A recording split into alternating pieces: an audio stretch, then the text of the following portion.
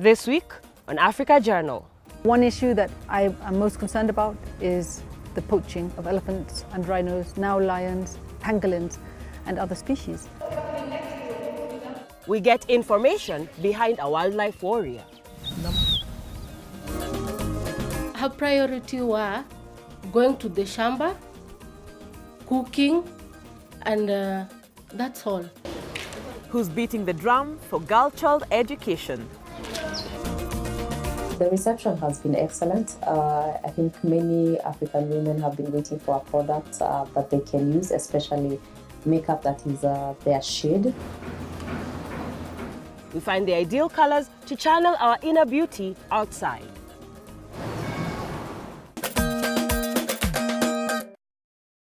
Hello, welcome to Africa Journal. I'm Wanja. And I'm Alexandria. On this week's special edition of Africa Journal, we celebrate success stories of women and focus on the journey to success for younger women. Yes, we do. But why the focus? Because we here at Africa Journal strongly believe that celebrating and highlighting women's achievements is important because our agenda is still very much being sidelined in many ways. Indeed, and we start off the show with one strong woman, Paula Cahawba, whose story has inspired many and probably follows in the footsteps of Wangari Maathai, Kenya's most iconic conservationist. Let's now find out what drives women like Paula.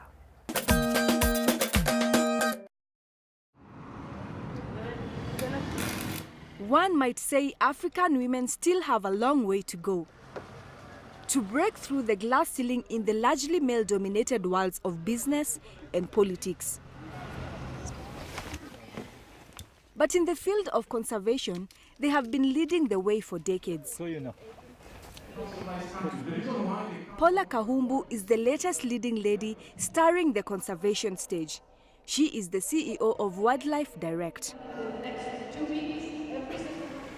Efforts like hers have led to a few more elephants dotting the Kenyan landscape. Paula, however, is not just worried about elephants. Wildlife in Africa is declining almost everywhere. We have a major problem with overpopulation, habitat change, climate change. But probably the one issue that I am most concerned about is the poaching of elephants and rhinos, now lions, pangolins and other species. Cahawba's slogan, "Hands off our elephants," has become synonymous with fighting poaching. Her efforts have earned the respect and admiration of many, including that of renowned paleoanthropologist and conservationist Richard Leakey. For taking care of the elephant. The cause she has taken on is no mean feat. However, with powerful partners like Kenya's First Lady Margaret Kenyatta, the sky is the limit. In April this year, Paula stood by as 105 tons of ivory were set ablaze by Kenya's President Uhuru Kenyatta. The tusks represented 8,000 poached elephants. We launched the Hands Off Our Elephants campaign. You know what I think about this is that everything she promised us, she's done. She promised she would bring it to the attention of her husband. And today Uhuru did what we've been asking. What was the Another conservationist making her mark on the continent is Dr. Kes Hillman Smith. Kes, or Kesenyonye in full, used to go by Allison. To understand their mating patterns, she would go in the field. Dr. Smith's work in this field is as extensive as it is diverse. She was part of the first Pan-African elephant survey. Kes also led the first African rhino survey and conservation plan. Since the 70s, she has been in the forefront of wildlife conservation. Turned commando. Kes led a campaign of guerrilla warfare against the poaching. Meanwhile, millions of people who care about the catastrophic loss of wildlife and habitats are not sure how to help, but they are hungry for change. I think the government is the biggest problem, and that's where the ignorance starts. And you know, when the father is ignorant, the child is not going to follow. So we are the children, the government is our parent. Which is what has happened. This is the reason why 49-year-old Paula is part of the Wildlife Warriors Initiative. By burning the ivory. The program seeks to groom future generations of Kenyan conservationists. More than 1,600 children between the ages of 6 and 14 participate in the Wildlife Warriors program. On Tiananmen Square, what would that be like? Africa has had some remarkable female conservationists like Jane Goodall and Diane Fossey. Diane spent 13 years studying mountain gorillas in the Virunga volcanic range in Rwanda. She went on to write her famous 1983 memoir, Gorillas in the Mist. But perhaps one of the most iconic figures in conservation is Wangari Maathai. Her Greenbelt movement is responsible for planting over 51 million trees in Kenya. Wangari found herself on the world stage, becoming the first African female to win the Nobel Peace Prize. About the future of Africa's wildlife. So if my organization contributes... Paula knows it takes a village, so recently she took part in the Environmental Leadership Dialogue for Africa, or ELDA debate. The debate centered around how the media should report conservation issues. It's 3 years, you know.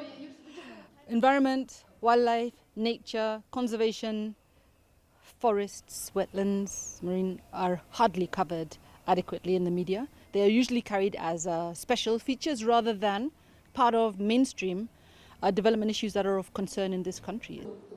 In typical Kahumbu fashion, she acted as an agent of change in the media, producing NTV Wild Talk.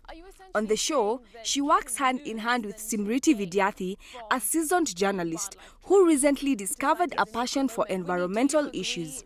We shouldn't quantify the value of a species. NTV Wild Talk, we went on Simriti is part of a growing number of women conservationists. Even though she wasn't trained in environmental journalism, she maintains that as long as you have a keen interest, there's room for you in their club. Conferences like these. What Simriti and Paula hope to achieve is a conviction from the masses that they too can play a role in conservation. I'm still getting fascinated by what I'm seeing, but I also think that it is difficult to sell that to other people. Many people perhaps watch NTV Wild Talk and think, oh, well, that's great. And yes, I want them to think that, but I also want them to think further, that hang on, okay, if we kill an elephant, this is what it means, and this is what I need to do to make sure that elephants aren't killed. Saving Africa's elephants would be a tall order in itself. But there are so many species that needs these women's help.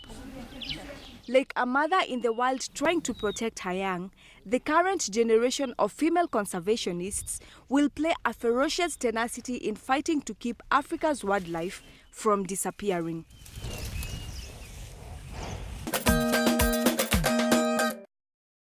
You know what, Wanja? Success stories like Paula's really reminds you of the importance of education. I know not every successful person has an education, but most do. I mean, think about it. What would the rest of us be if it wasn't for a fair chance at school? I can't imagine, and it's actually a shame to think that a couple of years ago, it would be a problem to educate girls, especially in some rural communities. Yes, but now movements and organizations are picking up steam when it comes to young girls' empowerment through gender-responsive education. Here's more.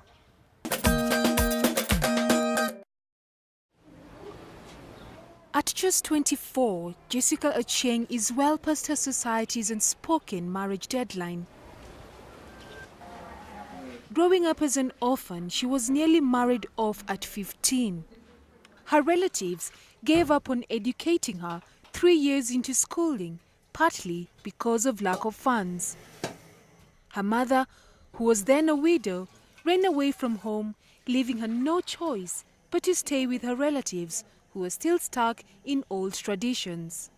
You know, my grandmothers, how they are. She was illiterate, so she don't value education. Her priority were going to the shamba, cooking, and that's all. But this did not stop Jessica from living her dream. She told herself she will return to school, even if it meant doing some odd jobs like selling sugarcane and saving the little she earned. By the time her miracle happened, with the help of an aunt's friend who later took her in, she was the oldest in her class. The friend was a head teacher from a nearby school. He said, I want you to go back to school from class 7. I'm like 208. You know, 208, I'm now like 16, you see? Class 7, I'm shocked. I'm like, what? This can't happen. He told me, since the syllabus has changed, you have nothing to say. Luckily for Jessica, in 2010, after completing her certificate in primary education, she was introduced to Faye, a forum for African women educationists. Faye forms had been making rounds in her school at the time, and soon after, she received a scholarship from the organization. The program's aim has been that of expanding learning opportunities for children, especially girls in post-conflict situations and those from poor communities. It provides food and learning materials such as books and computers. Through the Faye program, at least 20,000 vulnerable girls from all over Africa aged between 9 and 17 have accessed second chance education. First of all, we need to understand why don't they let go? Because of this, sometimes it's because of the cultural practices, sometimes it's because of the learning environments, which is not conducive, sometimes it's distance to school and so on. So we go in there with a package and saying, yes, there's this safe environment that has been created, your child is able to go to school. Sub-Saharan Africa accounts for 47% of out-of-school children worldwide, 54% of those being girls. To uplift the spirits of these youngsters, a joint competition of story writing was organized by Faye this year to honor and award the most significant change stories. Pushing towards it. One of the participants is 23-year-old Agnes Faye Mckenna from Sierra Leone. Agnes is a beneficiary of the program. Her family fled Sierra Leone in 1991 when war broke out in the country. Most of her teenage life was spent at a displaced camp in neighboring country, Guinea. Agnes recently graduated from Forebay College, University of Sierra Leone. On this day, her story titled Awakening the Sleeping Giant wins the top prize. I'm so happy. It's just a confirmation. The money is too much. Really, I'm an engineer, but I love doing business, and I'm going to invest that money into business, yes, so that I'll keep on multiplying the money. The Faye program currently provides sponsorship up until the end of elementary level. If Jessica had it her way, just like Agnes, she would probably have graduated from university by now. Today, she's still a first-year student at Daystar University, Nairobi, pursuing a degree in community development. As Jessica works hard towards a better future, she hopes she and other girls will one day have good lives and become respected adults.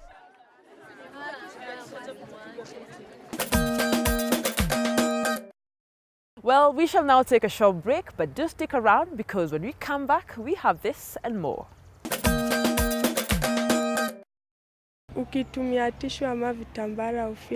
When you use tissue or rags, you don't feel comfortable. You're worried. From periods of shame to longer hours in class.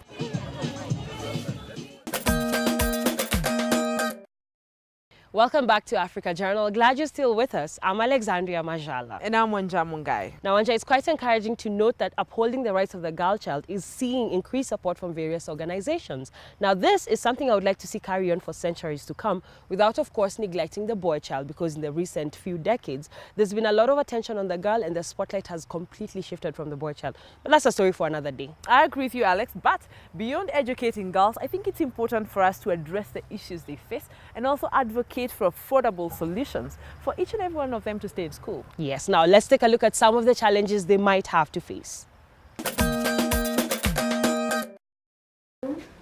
For 5 days each month, Veronica Awor has two options: to sit still on this carton that serves as her bed and let it absorb what defines her womanhood, or, if she's lucky, risk being humiliated by wearing a rug or tissue to school.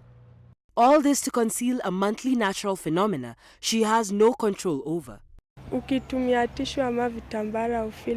When you use tissue or rags, you don't feel comfortable. You're worried. Even as you walk, you keep checking to see if everything is intact. If you're walking with a friend, you keep asking her to check if things are okay. When I use tissue, I make sure I'm walking with someone because it might slip and people start laughing at you without your knowledge. The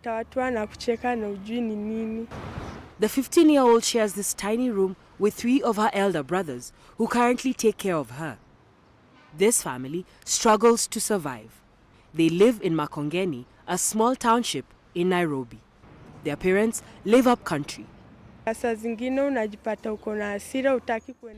Sometimes I feel so angry that I don't want to go to school because of my periods. Sometimes I'm scared to talk to my brothers about this issue.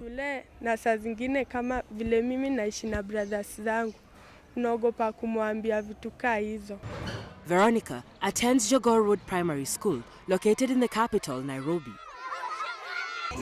On this day, she's attending a menstrual hygiene event at her school. World Menstrual Hygiene Day is celebrated globally on the 28th of May. It was first commemorated in 2014. During the event, girls are provided with free sanitary towels. We've been having quite a number of them missing schools because they do not have sanitary towels, but we thank the Nairobi City County because it has been providing to us, and when we are provided here as a school, we give them. A packet of sanitary pads costs $50 onwards, and most cannot afford this. According to UNESCO, 1 in 10 African adolescent girls in remote areas miss school during their Crimson Tide. A majority are often forced to drop out. When my mother doesn't have money to buy me pads, she tells me to wrap myself with an old cloth and wait out my periods. If she has the money, she buys me pads. In Kenya, for instance, a girl in primary school loses 18 learning weeks out of 108 weeks in a year during her menses. Within 4 years of high school, the same girl loses 156 learning days, equivalent to almost 24 weeks of learning. If you're not able to access sanitary towels, if you're in an environment where it's hard for you to even maintain good hygiene, that again affects your self-esteem and you become shameful about certain things. Nelly Lukale is the founder of Hope in Action Networks, a non-governmental organization that deals mainly with teenage girls with a focus on menstrual health management. I want us to feel some girls cannot go to the kitchen to cook because they are considered dirty. And some girls are not allowed to go to church, to go to mosque because you're considered dirty, and you cannot be part of the community until the days are over. But all is not lost. In Kibera, Africa's largest urban slum, an NGO, The Cup, is helping solve this problem. The organization helps young disadvantaged girls get through their time of the month swiftly by providing them with menstrual cups. Most people look at the cup and think it's made of plastic, but this is not plastic, it's silicone. Menstrual cups are more cost-efficient and environmentally friendlier than tampons. They can be washed and reused for up to 10 years. Unlike pads and tampons, the cups only need to be emptied every 12 hours. We have two ways of how to insert the cup. The first one, you flatten it and then you fold. This fold is what we call the C fold. So when you're squatting, you just insert slowly like this. When it reaches where it's supposed to reach in the vagina, it will just pop open. The cup forms a gentle seal with the vaginal walls where the flow is contained. It is then removed, emptied, rinsed with water, and reinserted. And then you empty. So far, over 3,500 girls have benefited from the project, and at no cost. The cups retail for about $25 each. However, they are not locally made due to the unavailability of medical silicone in the country. Back to Veronica, the Standard 8 student hopes to be among a generation of strong, confident, and healthy women. After all, we are all a result of a missed period.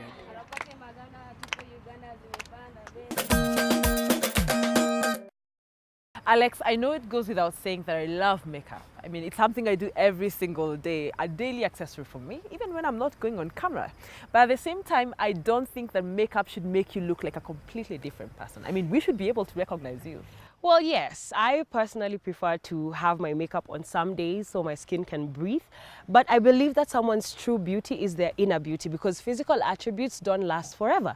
That being said, it is important for women to take care of themselves and look their best at all times. Now let's meet a Kenyan woman who's designed a line of products custom made for African skin. For most women to wake up and leave the house without putting their face on is inconceivable. Women and men have been wearing makeup for centuries. However, these styles have changed dramatically over time. Cosmetics have been used for many different reasons, from theater to transforming models into catwalk-ready visions of creativity, to concealing the everyday woman's flaws or simply enhancing her beauty. The makeup available in most beauty shops isn't always tailor-made for African skin. Susie Wakabi's love for makeup had her thinking about the gap in the market. I always maybe had at the back of my mind that one day I'll have a product line, because product is the most important thing in makeup artistry for the daily woman. So it was a lot of research and development, and a lot of material I had gathered through the years that I guess I knew this was going to happen at some point. So research, I realized quite quickly that it would be very difficult to manufacture locally. So we had to do some traveling to go looking for manufacturers out there, because I was very specific. It had to be all according to my specifications. I would sit with a chemist and cook the stuff, and my house looked like a chemistry lab.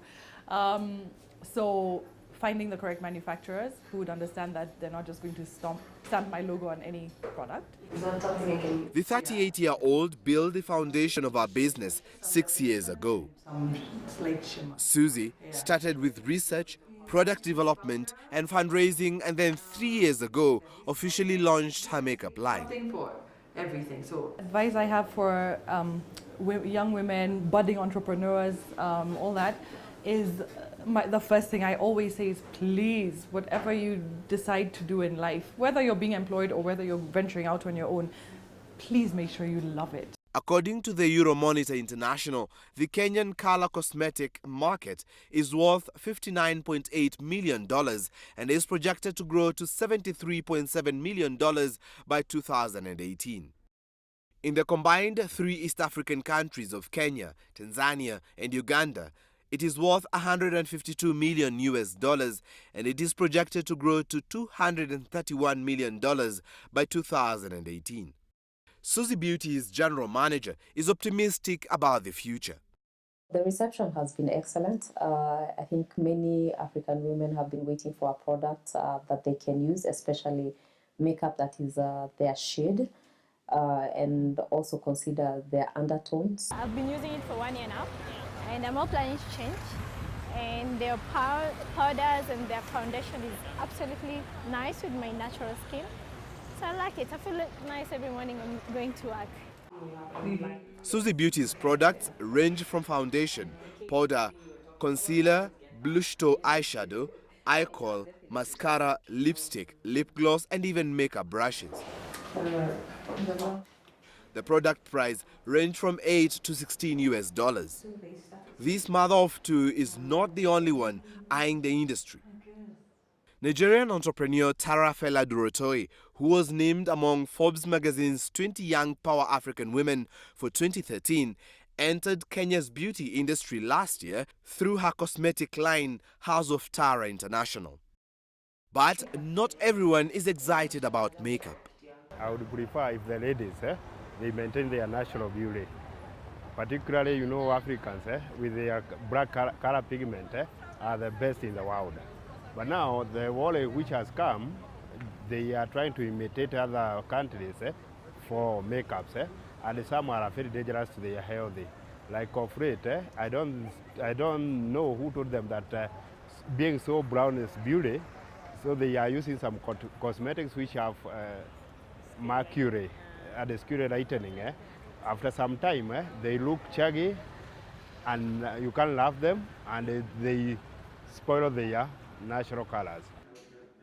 Because she outsources the production of her line from Asia, Susie only has 6 permanent employees.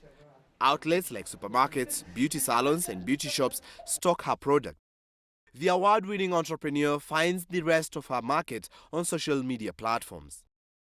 Just as Susie was mastering what strokes to use to smooth and even out the landscape of the industry in her favor, she got an offer she couldn't simply refuse.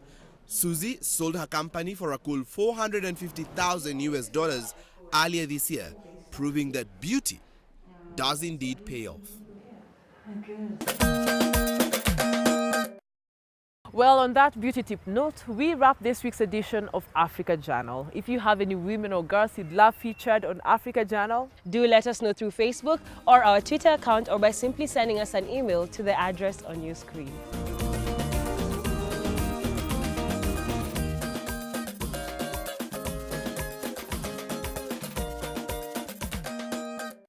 That's it for this week. Here's what's coming up next week.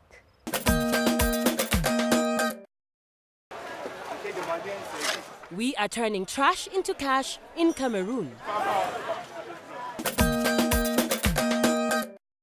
From me, Wanja, and me, Alexandria, and the entire Africa Journal team, have a lovely week.